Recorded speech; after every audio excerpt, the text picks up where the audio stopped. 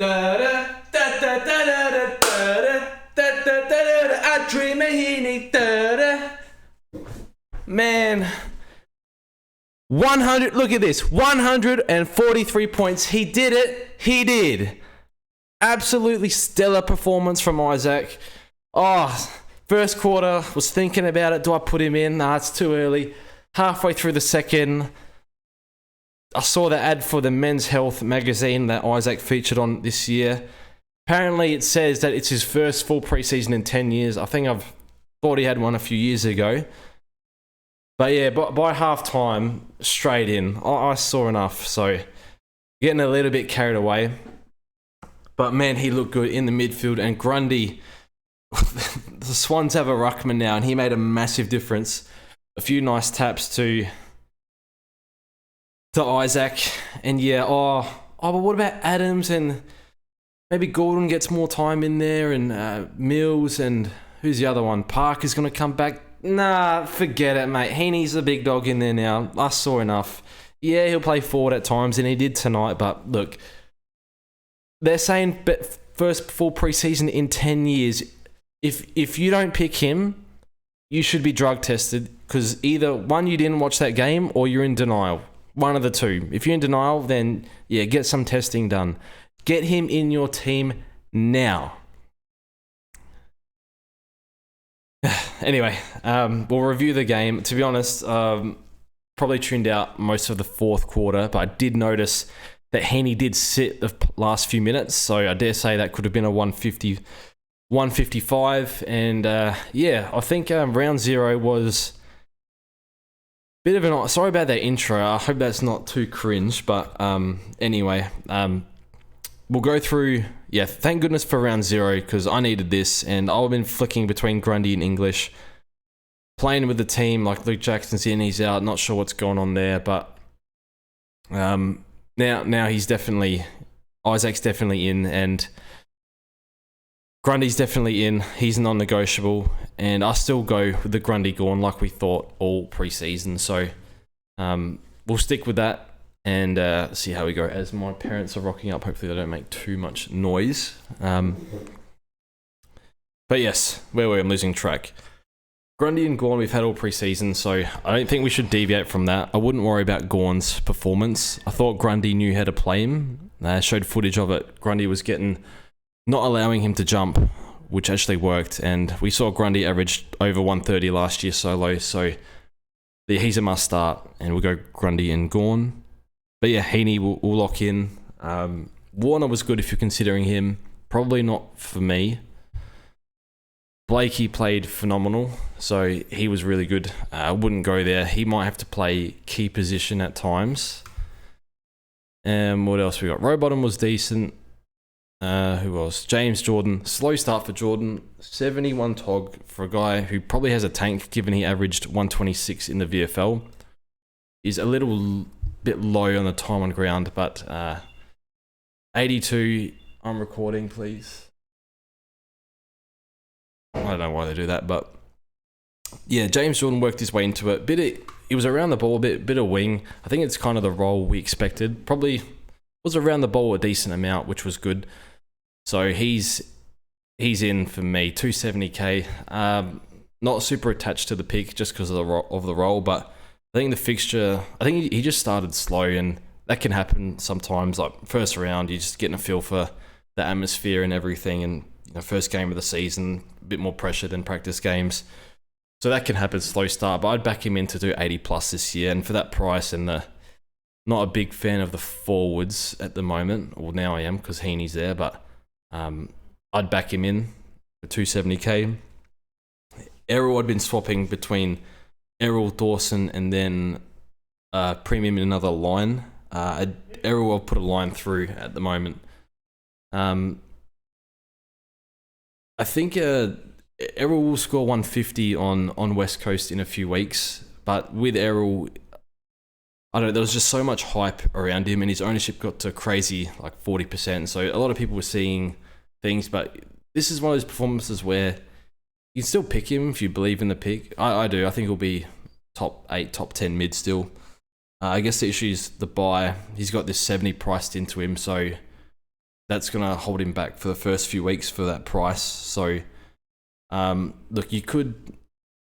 I'm off him. I think I feel safer with inside players, and Sydney were just rotating players. Like McInerney was getting mid-time. You got Heeney in there, Rowbottom, Warner, Papley starts. The CBAs were a bit of a mess, and with Gulden's role, it can be feast or famine sometimes. Mostly feast because it's Errol, but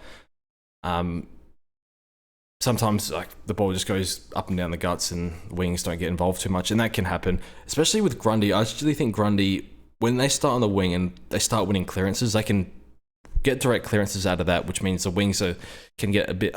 It's harder for them to get involved a bit. I did notice that at times.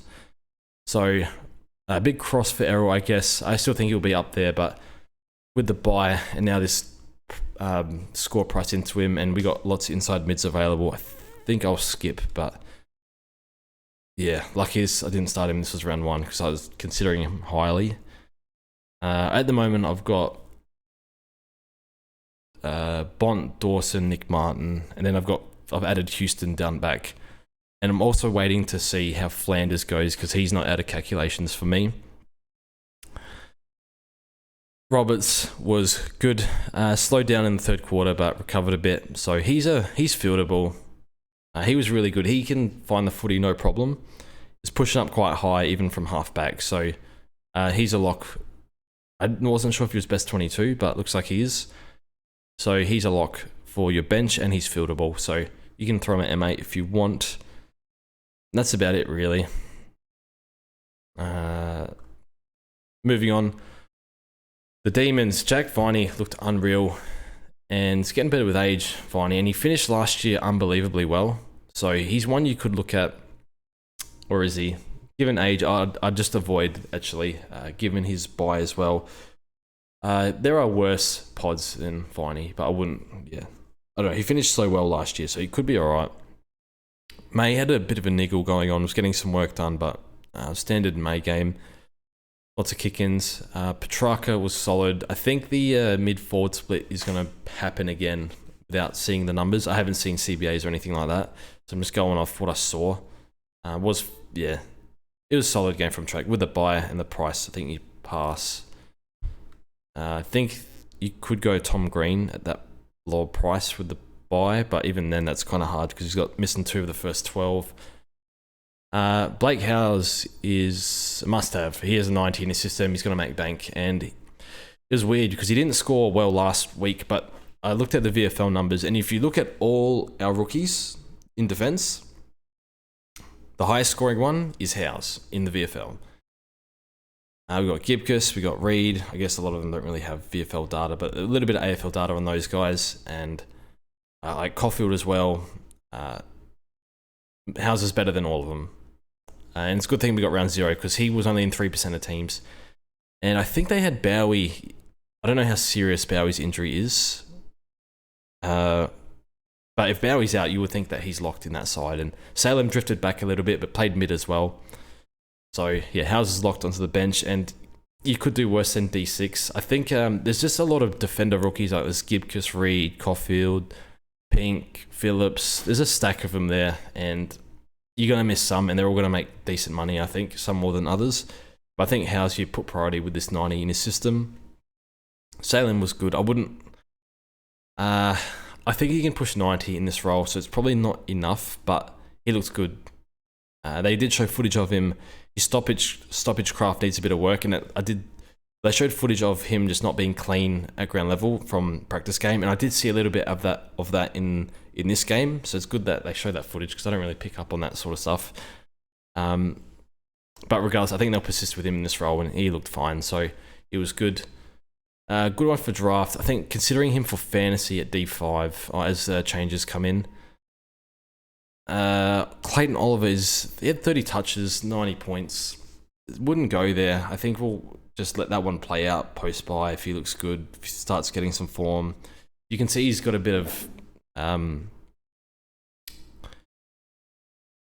bit overweight on, like you can see it through his arms, just a little bit, not too bad, but I wouldn't go there with his preseason. 30 touches was good. His stoppage, he still looks unbelievable at stoppage, but yeah, 90 is a very low score for him, and yeah, I just didn't. 82 Tog was quite high than I thought. It must have finished. It was half time. I reckon it was less than that. But there's no way you start. It's one that you let that play out. Gorn after half time got destroyed, which is odd. I wouldn't worry. I thought Grundy played exceptional after half time. I thought Gorn got the better of him before the half. I was not worried about Grundy, but I was thinking, wanted to see a bit more. But yeah, wouldn't worry about this score for Gorn. I'll still pick him. And we'll assess out the bye if one of them needs to go to English. So I'll start both, and we'll get one to English on their buys, just who goes. I dare say it's going to be hard to get rid of Grundy after that performance. I don't know, he just got beaten in the ruck and not much presence around the ground. Don't know. Grundy's a bit younger too, but yeah, I don't think anyone saw that coming. I certainly didn't. Moving down, we have Caleb Windsor. He was pretty good.